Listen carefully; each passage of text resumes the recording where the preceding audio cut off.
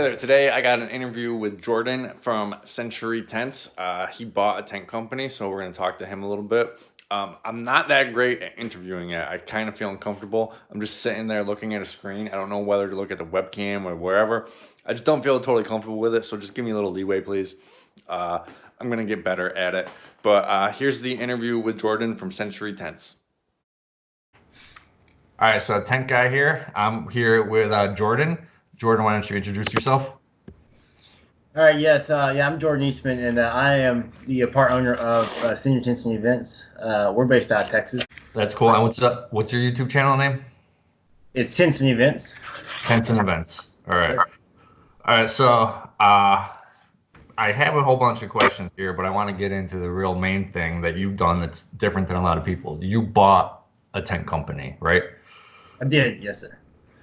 Yeah. So what was that like? Like, how did you decide I'm going to buy a tent company, or where'd you even find the opportunity? Okay, so my dad is a fireman. He's been a fireman for 36 years now, and I guess he found the opportunity through two firemen. So two firemen bought the company, and that was 5 years ago now. And then they owned it for a year before one guy decided to sell out the 50% of his side of it. He didn't like it. So the actual business actually opened in 1980, and there's one owner from there until 2014. And then the two firemen, Barry, and then another guy, Nichols, Barry and Scholl, they both bought the company. They're both firemen. One sold out, and that guy was selling out. You know, we knew partnership with them, so we bought half of it. Oh, okay. So you bought that one guy out. So the other guy's still there. Yeah, one guy's still there. Yes, sir. That's cool. He's a fireman. We've known him for a while, also. So is he there on a day-to-day basis? He is mainly the seller, sales guy. He goes out on bigger jobs and measures them out and gets all the big details. Cool. And what was your experience in the rental industry beforehand? Nothing. No. I was currently out of a job for a year, working on my house I just bought, and needed to do something, so buy a business. That's crazy. So you were just thrown into it and didn't know like anything that you were doing? No. My dad came home and kind of mentioned it, and actually I was already moved out of the house by then, but I heard about through him, and I was like, that's a cool deal to start. I always wanted to own my own business, be my own boss, so he came and mentioned it, and I kind of pushed for doing it. He wasn't really all for it at the time, but I talked him to buying it with me and going in. So. That's cool. Since then, you've obviously learned things, and on your YouTube channel, we've seen you went to tent school, so like you're more comfortable with the tent industry probably now, right? Yes. That was cool just seeing the all the people and talking to them up there. Down here, we're not really the closest rental business, which I'll get into the answers here, is about 2 hours away. So. We don't really get to interact with other businesses and see the working company of other businesses. So we've kind of just down here on our own. Okay, that's sweet. All right, I'm going to get into the main questions in a second, but there's a perfect segue one that is usually more at the end. And this one's perfect for you because you didn't know anything. So now that you're a few years in, what are the mistakes that you made as a novice tent person that you would tell other people not to make? What are the main mistakes that you've learned not to do? Don't always say yes to the customer. Okay. Yeah, have a no in there somewhere for sure. There's a good and bad. I know we always talk about discounts a lot. It goes around. And the first 4 years so far, we've given a lot of discounts. I think it's bad, but in a way, for us starting out with no one knowing us, I think it boosted it from there on. Got us started pretty quick. Right. So, when you say discounts, what are you like 10%? Yeah, 10% at a minimum sometimes. Yeah. We've gone up to 20%, for some people. If they can't pay for it, sometimes we gave them to it for free. I just call it a sponsorship. So we've done a lot of free jobs in order to get other jobs. There's actually a job we're fixing to get this year. It's a job. It's a $90,000 job. But we've given them free stuff for just small, like $2,000 or $3,000 worth of just table or something, for 3 or 4 different times this last year, just to help us get this job. Right. Oh, that's cool. I generally hate doing the free jobs because Yeah. almost nothing ever comes from it. Yeah. But all right, so now I'm gonna get into the main questions. You said you had no background in tents, but what was your prior education or work experience before this? Okay. So yeah, I started, I guess, at a young age. I started mowing lawns with my dad, lawn mowing business. We did that I probably started that 10 years old or so. I was homeschooled, so I was able to do my school up in the morning and then go to work after that. So yeah, I started mowing, and then I moved to work for Pepper's Farms, the goldfish company. Right. I just pulled orders for them. That could have been done any part of the day, and so I would do my school again and go on and do that. Took about 2 or 3 hours every day doing that. That guy was a distributor. He talked to his, I guess, his best friend at church, and that guy ended up offering me a job for a moving business. Okay. So did the moving business. Started out with just a packer, moved into we had paper pig shredding, so we shredded some stuff. Got a crew leader, got my CDL there, a Class A CDL. Leading jobs, all that. That guy who hired me there was a president of that company. Again, he talked to his friend, which was the oil field manager, and then the manager offered me of the oil field company offered me a job there. So for $2 more an hour, I went there. So yeah, I've never had an actual resume filled out. Right. Just came on up through it. So that was pretty cool. And as I did that, I guess Jaden, my brother, he's also part owner with me in this company. But yeah, I brought him on to the oil field company with me at that time. He had just graduated, so I brought him on with me there. Cool. But yeah, so just mowing, moving company, and oil field. So you said that you have rental properties. When did that start happening? When did you start buying rental properties? That started happening when I guess when I got married. Okay. I lived in a country home, and then when I got married, just for money aspect, I moved in town, a smaller house in town, and then my goal was to stay there for 2 years, and then move out to back country. Okay. And so that's what we did pretty much. We moved out, and that was our first rental property, was that home there. The one that you moved out of in the Yes. in the town? Okay. Cool.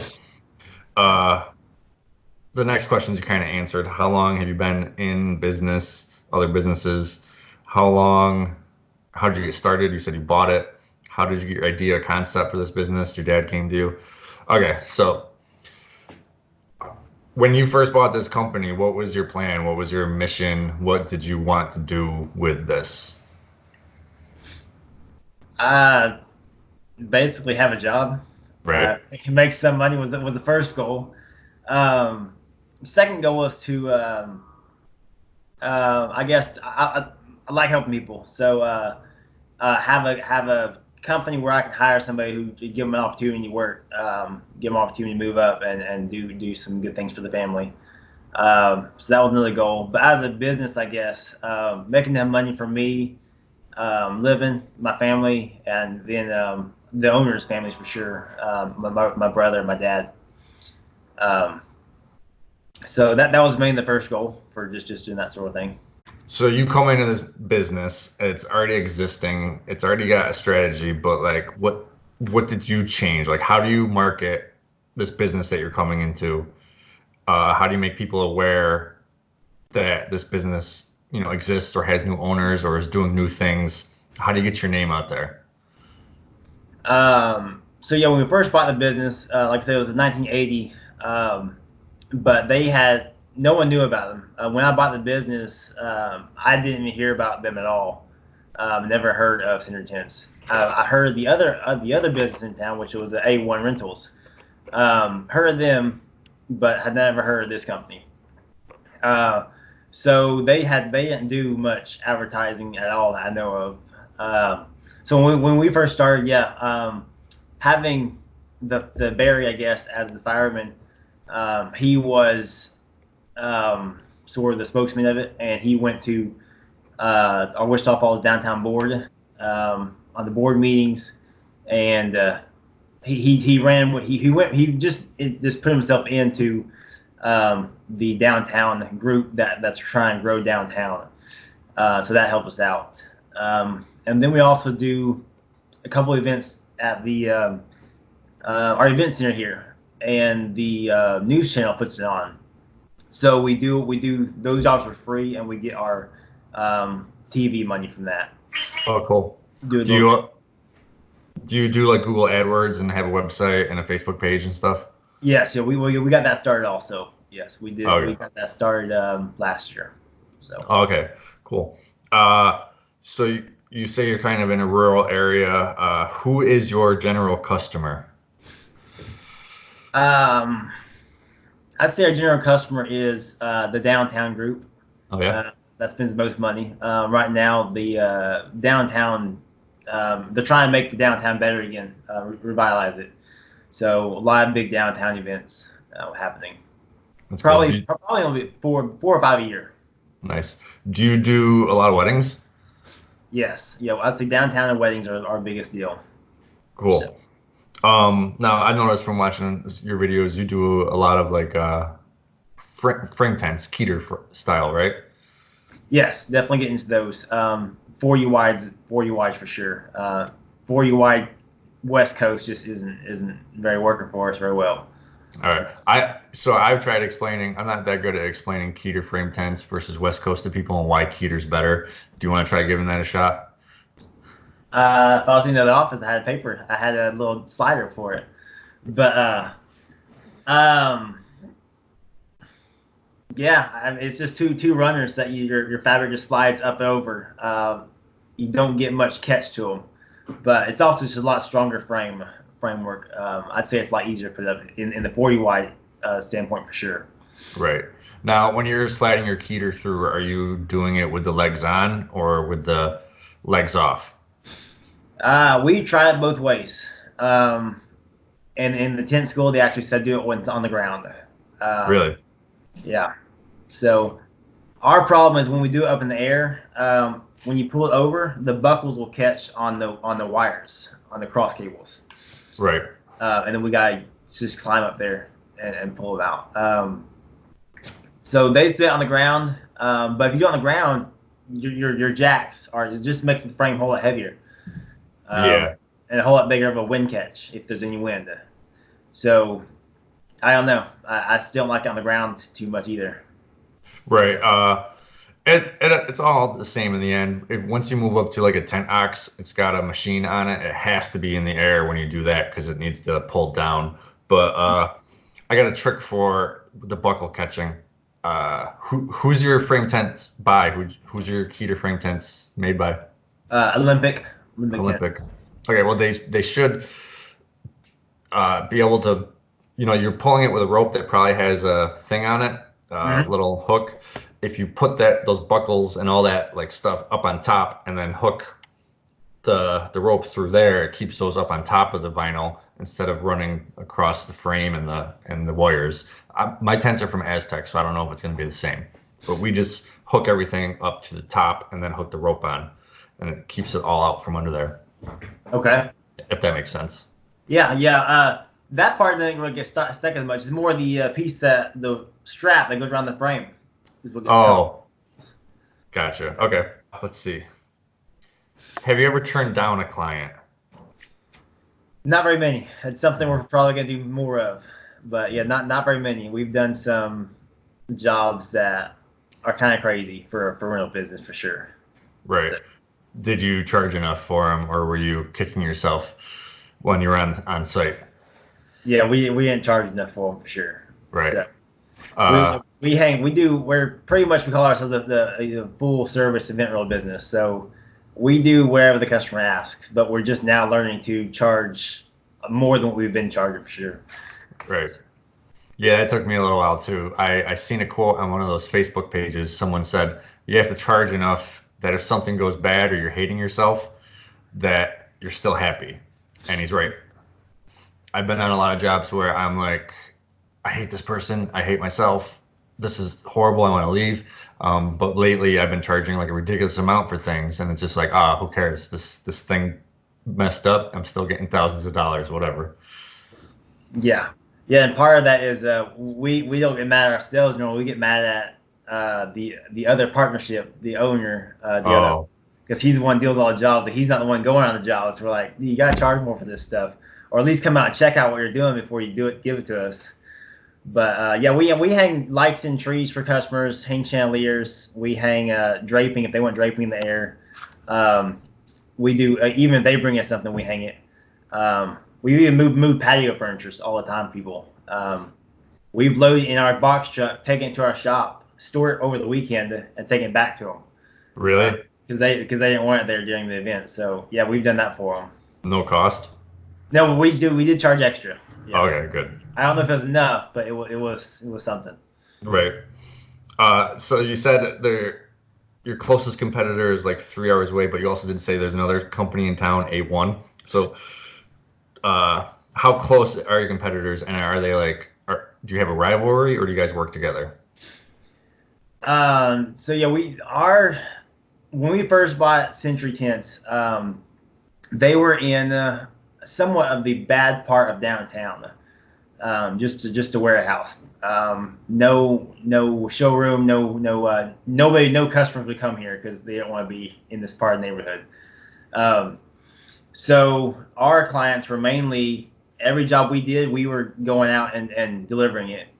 Big tents is basically all Cinder Tent did. No decoration, no anything.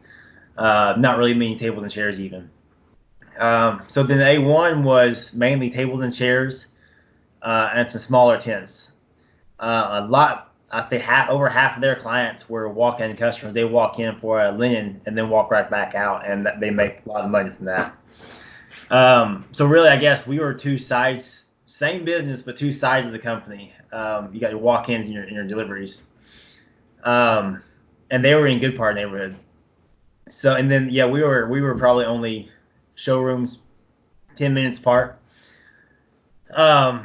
But so yeah, we worked well with them for the first, I guess 3 years, and then we bought them out. So, so now we're the only ones here in town. Closest competitors is 2 hours away. That's cool. So because you're really the only ones in town, have you risen prices or done anything? Because now you have like complete control.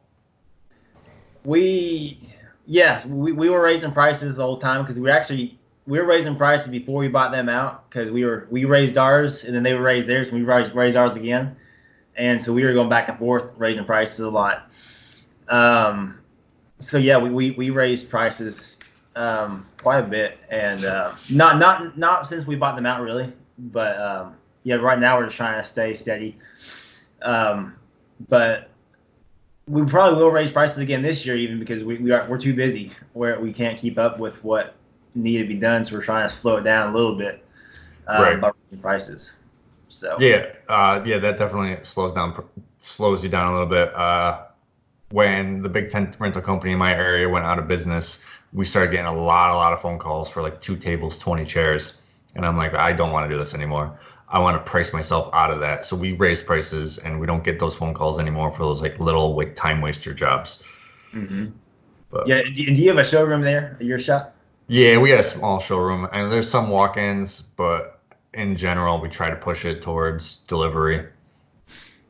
Okay, because that really, I mean, that was over. Right now, it's probably 3/4 of our profit of just off the walk-ins. Re- Of just buying them, and then we got one person there just giving stuff away. I mean, as far as linens and dishware, tables and chairs. So one person kind of covers all that, which is 1/3 of our company. So That's cool. So are they still doing? tents over there, or do you just kind of incorporate those tents into you guys? Yeah, so we brought all their tents over to the downtown shop, and we have this is more the warehouse with all that. We probably only keep around 200 or 300 chairs over at the other business, Right. and probably about 40 or 50 tables. So That's yeah, cool. So people just walk in there, get what they need. They're not needing a tent, and so you just keep some things there that everyone would need, and then they walk out with it. That's wicked cool. yeah. A little hard still with if we need dishes, we gotta go there and pick it up before we deliver it. Right. But we also have one guy who delivers from that shop also. So if it's just he sometimes delivers the tables or linens or the dishes or linens towards us also. If we're there at Big Tent, he'll deliver the dishes himself. That's cool. Because he said that also has a concrete plant on it, so we do ready mix concrete from that shop, and so he does that all day. Oh, cool. So are you using block and roll because you have your own concrete? Not yet, no. Not yet. Okay. Not yet. We bought blocks from a place down the street, 1,100 pounds each, so we do. Oh, nice. We'll lift them. Oh, cool. Let's see. So you don't have any competition in town, but like, how are you handling like sub rentals if you don't have something, you're not going to turn down a $12,000 job because you don't have 20 tables. So are you sub renting from somewhere or working with someone further away? Up to this point, we mainly just if we don't have it, we bought it. Okay. So and that's something we're going to slow down this year.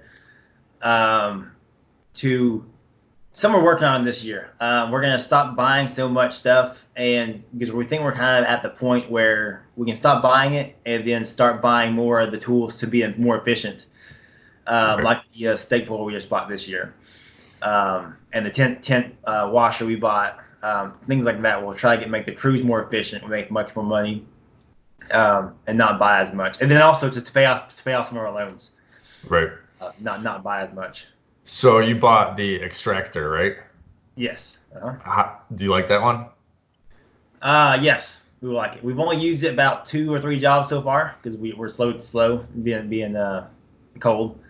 But yeah, it's already saved us a lot of money. Yeah, that's the one I bought too, as opposed to the Green Monster. I liked that the extractor was more mobile and like flexible, where the Green Monster is like the snowblower looking thing that you drive around and you can't move it as efficiently. Yeah. We saw that down at the school. The guy had advertised there, and we played around with it a little bit. Right. Cool. Do you have jackhammers to put stakes in? Yes, we got one last year. So we went 3 years without one of those. Right. And yeah, we got one last year. That definitely split up our crews. Possibly might be looking at another one of those this year. Right. Cool. Another thing is, the extractor is a lot of money, and you don't need it for like little jobs. Do you guys have jack jaws? We do.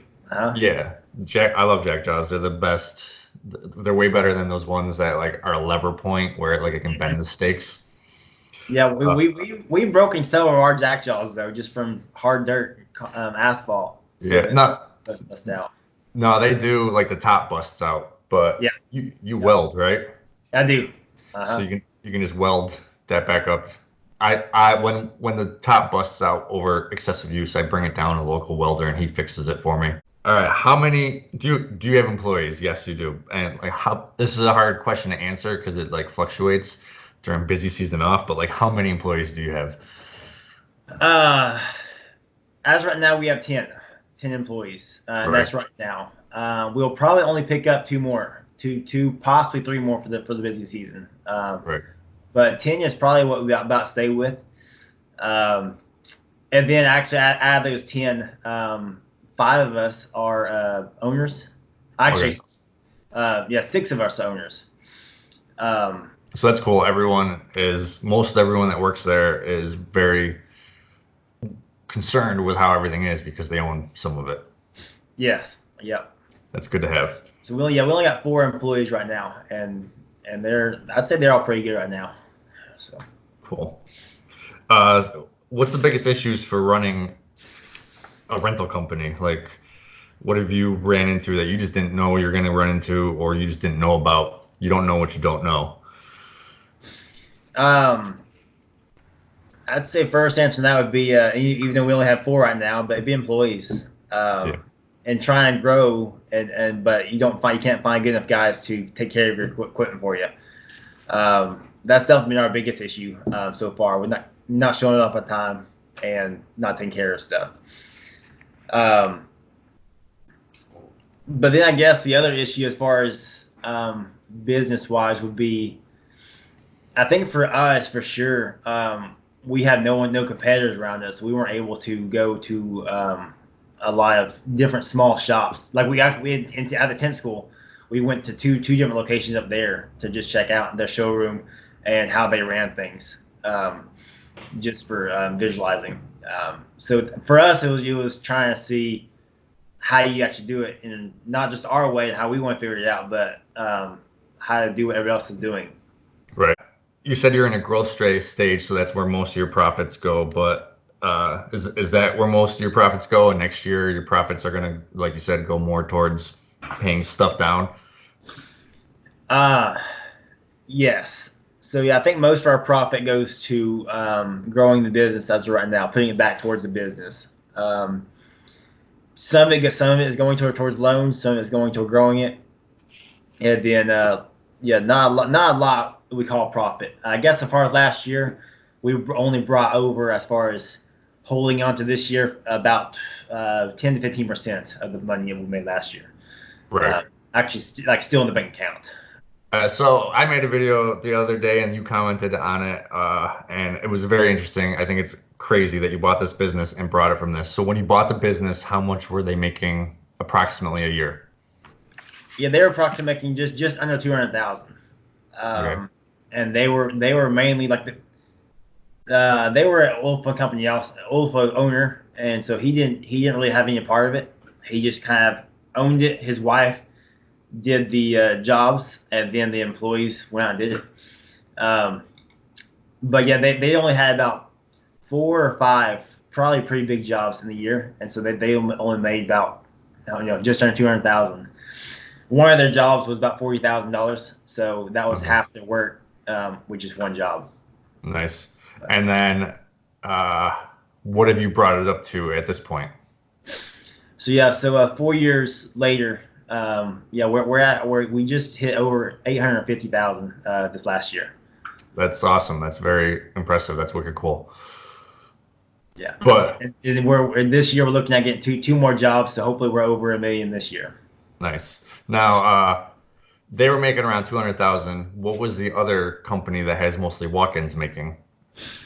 They were making around 350. Okay. And then is that included in now you're bringing in close to 800 something? Yes, it is. Okay, cool. Awesome. Yeah, that's very impressive, and that's like good to hear, because like a lot of times, people don't buy tent companies that often. A lot of time it goes to auction, so it's kind of scary buying a tent company. But if you put in the work and put the profits back in, as you can see, you go from 200,000 to 800,000 4 years later, as long as you are diligent. Yeah, and that was a hard deal too. When we first moved in, it was different because only one seller was moving out, so they weren't auctioning off their stuff because only one seller was moving out of the deal. But the A1 rental side of it, he almost went to auction, and we probably could have let him, because we probably bought his we actually haven't bought the building yet. We're renting the building from him. Right. But yeah, we could have let him go to auction, and probably could have got everything a whole lot cheaper, because his stuff was way outdated. He was a cheap guy, so his stuff really didn't help us out a whole lot. Small tents, old tents, didn't take care of his tents really, so it didn't really help us out a whole lot. But so we paid probably too much for that business, but and we didn't want somebody else coming in and taking over, moving us out. Right. So. Yeah, you want to be the only people in town. To what do you attribute your success in the past 4 years, bringing it to where it is? I'd say it's just hard work and long hours for sure. Yeah, just getting out there and get up every day and going out and doing it, and staying out a long time. Right. And hopefully we're going to stop that with some of the efficiency tools. But yeah, we definitely just long hours, I'd say. Right. Yeah. Well, when you're trying to grow your tent business, it's long hours and it sucks, but you have to do it. Yeah. So currently right now, you said you went to tent school, but where else are you learning things? Do you have a mentor, not necessarily just for tents, but just for business, or like where do you go for advice or learning things? The first 3 years nowhere. And then I jumped on here and found your channel, Les's channel, over the last year or so. Both those. Other than that, really nowhere. Just learn as we go. Right. Has anything I've said actually helped you? Yes, for Yeah. sure. Okay. I'd say one of the biggest deal that's definitely been a time saver would be the string light video, and that was one of the first videos I saw. Oh, okay. The LED string lights. So yeah, we use string lights all the time, and we ran. You can only run 5 strands at 5 20-foot strands at one time, 4 mostly. Right. And we had to find 6 7 plugs before we can, on all of our tents. And so Oh, cool.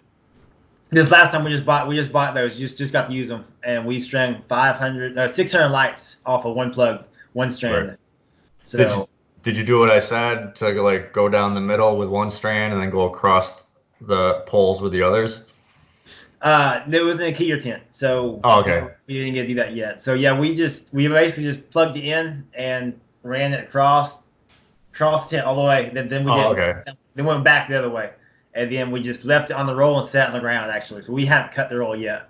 Okay, cool. But Well, we will, but that was just a quick deal, and we didn't know how we wanted to cut it for that tent, so we just right. did that. Cool. So that entire thing of lights ran off of that one plug? One plug, yes. Yep. Yeah. So based on their literature, you can do 1,500 feet of lights on one plug. So you were barely halfway there.